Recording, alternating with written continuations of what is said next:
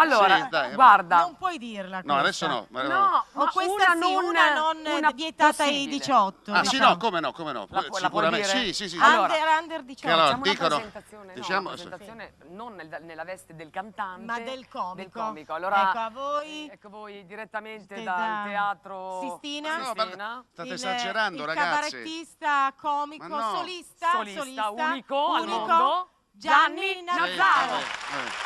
No, io sono semplicemente qualcuno dice che io racconto bene le barzellette, tutto là. Tu hai pompato, vai ma oltre, così. vai E oltre che a questa è la barzelletta che però è carina in quanto la vorrei dedicare pure a Giovanni. Che esatto. Perché è carina perché è ambientata nel nostro settore. Piedigrotta di Napoli, ok? Tutti conoscono la manifestazione. Certo. E mi dai un'asta? Piedigrotta di Napoli, grande orchestra, eccetera, eccetera, e un cantante tra i vari cantanti che era molto emozionato, aveva il track, si chiama in gergo, il track, proprio tremava come una foglia, e va dal maestro che dirigeva l'orchestra e dice: maestro, voi non la faccio io, maestro, voi mi dovete perdonare, ma io tengo una diva uno, io proprio quando vedo la gente annanzi proprio mi mette a paura e mi scorda, non mi...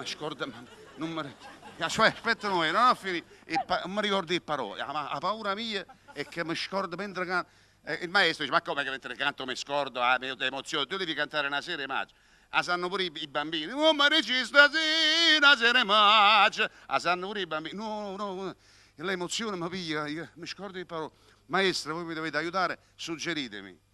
E va bene, dice, mentre dirigo io mi giro ogni tanto l'orchestra, il ragazzo sale, Antonio Petipin, tutto tremante, il maestro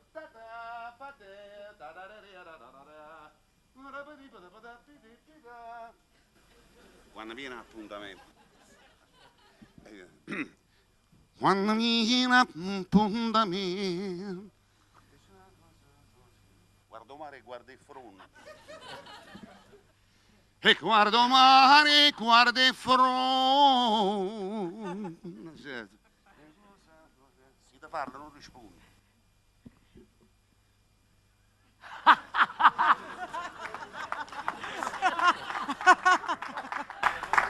Maestro, si da farlo, non risponde.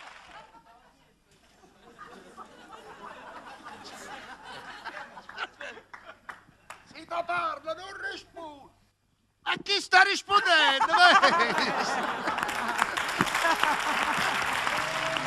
È matto, è matto.